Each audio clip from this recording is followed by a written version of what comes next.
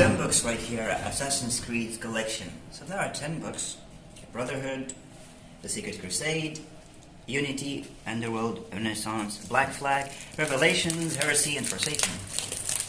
You can just read the overview from the back. I'm not even familiar with most of the characters, so... Okay, let's be gentle on this tape right here. So this collection, I got it for overall $40. Got from Amazon Europe, so I didn't have to pay for the delivery. The first book I wanted to get before was the Crusade, this one, the Secret Crusade. The untold story of Altair, the Master Assassin. So Altair, the name here, basically it comes from, they call him Altair ibn La'ahad, which is basically in Arabic, Altair ibn La'ahad, and it literally translates to the flyer, son of no one. So here, Niccolo Polo, father of Marco, will finally reveal the story he has kept secret all his life. The story of Altair, one of his Brotherhood's most extraordinary assassins. So Altair embarks on a formidable mission, one that takes him throughout the Holy Land and shows him the true meaning of the Assassin's Creed. To demonstrate his commitment, Altair must defeat 9 deadly enemies, including the Templar leader, Robert de Sable, I guess it's a French name.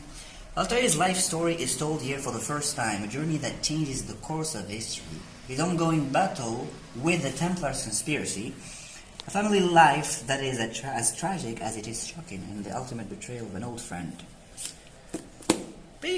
Some of you have played the game Assassin's Creed, so this is Altair right here. So as far as the books are concerned and the characters, so Brotherhood, and we have Renaissance, and we have another, I'm assuming it's Underworld. So that's Heresy. I didn't expect the cover of Heresy to be like this one. And just as a side note, the book Origins is not here. It's not with this, let's say the main 10 books. Origins, which is basically it has like another title, which is Desert Oath. So here, Renaissance, Brotherhood, it's Ezio Auditore, and of course, whenever he says his name, you hear the Ezio Auditore da Firenze from Florence, I guess is how you pronounce it, or Florenza, the Italian city, the famous city. I guess it's Underworld. Okay, for now, Brotherhood, Underworld, and Renaissance. Let's start with Renaissance. I will seek vengeance upon those who betrayed my family. I'm Ezio Auditore da Firenze. See, they always mention here. Like whatever, Da Vinci, Da Firenze, etc. Betrayed by the ruling families of Italy, a young man embarks upon an epic quest for vengeance to eradicate corruption and restore his family's honor. He will learn the art of the assassin. Along the way, Ezio will call upon the wisdom of such great minds as Leonardo da Vinci and Niccolo Machiavelli, knowing that survival is bound to the skills by which he must live. To his allies, he will become a force for change, fighting for freedom and justice. To his enemies, he will become a threat dedicated to the destruction of the tyrants abusing the people of Italy. So begins an epic story of power, revenge, and conspiracy. Truth will be written in blood. Okay, here, about the cost is different, by the way. Let's see, Brotherhood or Secret Crusade. I remember I saw it cost like $12 once. Here's 99 pounds, pardon. And the Canadian dollar here is 21 Canadian dollars. I'm assuming, I don't know, like $20, 20 US dollars, 10 US dollars, no idea about that. And about Renaissance, you would see in the middle, at the end actually, the glossary of list of characters does not matter. For now, because the full reviews are going to be on YouTube, this is just a general overview of the books. The glossary now is supposed to be here. That's it. Glossary of Italian and Latin terms. So because it tends to use like the basically Latin terms and mostly Italian terms here, like amico mio, amministratore, amore mio, etc. So here they have the glossary. So when you're reading the book and suddenly out of the blue there was like a random Italian or Latin term, just go to the glossary and here you have it. Black Flag, Edward Kenway, the pirate turned assassin. Notice here there are 2 flintlocks and he has one on the ends. So normally there are like 4 holsters. And this is not just for boasting and bragging. You know, for the professionals out there, they know how long it will take for them to load a flintlock. And they say, loading this monstrosity, it's better just to switch to your secondary. That will be quicker. Or switching to your sword. So here there is the first part who became an assassin. I was spellbound by the hooded man at work, mesmerized by this agent of death who had ignored the carnage around him by biding his time and waiting to strike. It is the golden age of piracy, by the way, and the new world beckons. Edward Kenway, the brash young son of a wool merchant who dreams of gold cannot resist the lure of a life of glory on the high seas. When his family homestead is attacked, there seems like no better time to escape, and Kenway soon established himself as one of the deadliest privateers of his day. The buccaneer, the pirate, the privateer, call it whatever you may call it, or call him. But greed, ambition, and his betrayal follow closely in his wake. And when evidence of a crippling conspiracy begins to surface, threatening to destroy everything that he holds dear, Kenway can't resist the urge for retribution. And so he is drawn into the centuries-old battle between the Assassins and the Templars. Templars are like the arch enemy, the arch nemesis, the sword enemy of the Assassins. And heads up, or spoiler for those who haven't played Rogue, Assassin's Creed Rogue. As an assassin, basically defects. I'm not going to reveal more, he just defects. Unity, Revelations. Revelations, I think Ezio is the character too here. Brotherhood and Revelations. Let's go to Brotherhood. Go with $10, you can be lost. Heresy, not now. Black Flag. We did it. Underworld. Disgraced Assassin, a deep cover agent, a quest for redemption, 1862, and with London in the wake of the Industrial Revolution, the world's first underground railway is under construction. When a body is discovered at the dig, it sparks the beginning of the latest deadly chapter in the centuries-old battle between the Assassins and the Templars again. Quite the bad blood between the Assassins and the Templars. Deep undercover is an assassin with dark secrets and a mission to defeat the Templar the stranglehold partner on the nation's capital. Soon the Brotherhood will know him as Henry Green, mentor to Jacob. And Evie Fry is a character in Unity. Think Assassin's Creed Unity or Syndicate again. For now he is simply the ghost. The ghost of Italy or something. A Brotherhood, Secret Crusade, the Odyssey. The Odyssey, I guess, this, out of all the Assassins who have been shown here, like so far, we have shown Ezio, Edward Kenway, and Altair, the main or the OG assassin. Odyssey, the 5th century before Christ, or before Common Era, BCE, not before Christ, BC is before Christ, the fiction novel. For 20 years, Cassandra, descendant of the mighty King Leonidas, has tried to forget her disgrace, cast out from Sparta by her own father Nicholas for defying the will of the gods to save her infant brother. So we have some mythology here, the gods, Greek mythology. Now a mysterious... Oh, so this one is the one I haven't gotten, I didn't notice. So Desert Oath. I haven't gotten Desert Oath because here in this collection there's only Odyssey. Now a mysterious stranger arrives in the sleepy seaside town where she's made her home as a mercenary, promising her untold riches that will change her life forever. To earn them, Cassandra must cross the Mediterranean and join the war that rages between Athens and Sparta. She must kill the man they call the Wolf, Nicholas of Sparta, the man she has never forgiven. Her own father, that's a twist, I didn't expect her own father to be the rival here. Our journey to the Black Heart. And yes, this is Brotherhood. That's the last one. We have basically read just an overview about all of them. I will journey to the black heart of a corrupt empire to root out my foes. But Rome wasn't built in a day, and it won't be restored by a lone assassin. I am Ezio Auditore da Firenze, and this is my Brotherhood. Rome, once mighty, lies in ruins. The city swarms with the suffering and degradation her citizens live in the shadow of the ruthless Borgia family. Only one man can free the people from the Borgia tyranny. You guessed it. Ezio Auditore da Firenze, from the Master Assassin, or the Master Assassin himself. Where did the from come from? Ezio's quest will test him to his limits. Okay, there are some scratches because all the books were just cramped together. Cesare, is it? Or Cesare Borgia? Cesare?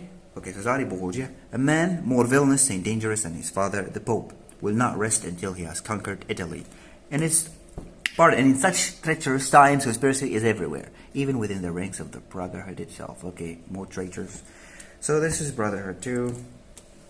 Now for Forsaken. Yeah, Forsaken. I'm an expert swordsman. I am skilled in the business of death. I take no pleasure in my skill. Simply, I am good at it. 1735 London. Haytham Kenway. Okay, so this is the son of Edward's son, Edward Kenway, because Edward has Caroline and Haytham. So Caroline is the eldest, and Haytham is, you say, the youngest, and is the only son, I guess, of Edward. So Haytham Kenway has been taught to use a sword from the age he was able to hold one. When his family's house is attacked, his father murdered and his sister taken by armed men, Haytham defends his home the only way he can. He kills. With no family, he is taken in by a mysterious tutor who trains him to become a deadly killer. Consumed by his thirst for revenge, Haytham begins a quest for retribution, trusting no one and questioning everything he has ever known. Conspiracy and betrayal surround him as he is drawn into the centuries-old battle between the Assassins and the Templars, the same battle that has been going on for a while. I have been beaten, deceived and betrayed, they murdered my father, and I will have my revenge at whatever cost. 1789, the magnificent city of Paris sees the dawn of the French Revolution. The cobblestone streets run red with blood as the people rise against the oppressive aristocracy. But revolutionary justice comes at a high price. At a time when the divide between the rich and the poor is at its most extreme and the nation is tearing itself apart, a young man and woman fight to avenge all they have lost. Soon Arno and Elise, I guess, are drawn into the centuries-old battle between the Assassins and the Templars, a world with dangers more deadly than they could ever have imagined. Now we move to Revelations, Assassin's Creed Revelations. Notice here, look here, there's Unity, Creed, but here I have to flip Revelations. Revelations, older, wiser, and more deadly than ever, or deadlier than ever. Master Assassin Ezio Auditore. So Ezio is the same, remember, character is here. Ezio Auditore da Firenze. Ezio Auditore embarks on an epic journey to find the lost library of Altair, the flyer son of no one. Altair, this is how you pronounce it. A library that may hold the key to defeating the Templars forever. However, a shocking discovery awaits him. The library holds not only hidden knowledge, but also the most unsettling secret the world has ever known. A secret the Templars hope to use to control humankind's destiny. 5 keys are needed to access the library. To find them, Ezio must travel to the troubled city of Constantinople, where a growing army of Templars threaten to destabilize the Ottoman Empire. Interesting, so in this book they're going to mention the Ottoman Empire. I wonder which one of the dynasties is going to be there. Bayezid, Selim, Muhammad, whoever. Not sure which one exactly, who is going to be the one who ruled the dynasty. But I didn't expect the Ottoman Empire to be mentioned. Walking in the footsteps of his predecessor Altair, Ezio must defeat the Templars. So Ezio is basically the successor of Altair here. Defeat the Templars for the final time. For the stakes, not for the sake. For the stakes have never been higher, and what started as a pilgrimage has become a race against time. And finally, Heresy. The cover is different. It doesn't look like a regular assassin here. Even in the back of the book, it looks like a gentleman from the 21st century. And then the Scufflight, an old wrong, a new revelation. Simon Hathaway, a member of the Templar Inner Sanctum, brings a cool head and detached manner to his new role as head of Abstergo Industries' Historical Research Division. So this is part of the Abstergo research. Basically, Abstergo is like what, a place where there is the animus, where the characters are imagine their ancestors who are assassins, but I'm just randomly describing here what I'm familiar with Abstergo, but not really. Industries Historical Research Division. But Simon also has an insatiable curiosity and is fascinated, thanks for the biker, by the thought of experiencing history first-hand through his ancestor Gabriel Laxart, who fought alongside the legendary Joan of Arc, or John d'Arc, John of Arc. When he enters his newly designed animus for his initial project, Simon finds himself unprepared for what he discovers. How deep the conflict between the Templars and the assassin goes, and what his ancestor is willing to do for the woman he loves. And as he slowly uncovers secrets of the past, Simon is confronted with the most dangerous truth of all. Who is the heretic and who is the true believer? So far these are the books. Let's show all 10 of them. This Heresy for some reason is not like consonant with the cover of the Assassins. Look, this one. Let's just put it here. No offense. Odyssey, Secret Crusade, Brotherhood, Black Flag, Underworld, Renaissance, Forsaken, Unity, Revelations, and okay, I think Christie Golden. Okay, all of the others mostly are by Oliver Bowden as the author. So it's pronounced Bowden, but this one is by Christie Golden. This is more unique. The cover is unique. The setting is unique. It deals with the Abstergo technology, if I may.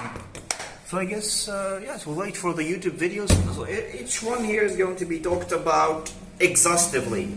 Exhaustively. I might start with this one, The Secret Crusade by Altair ibn Lahad, son of no one. I guess he's just decided that he has no father. Oh, I don't know. What's the word here for someone who disowned his father or something? Usually disown your child, but this one disowned his father. When Altair was born, he named his father. Some Chuck Norris joke that we can conclude with. Godspeed.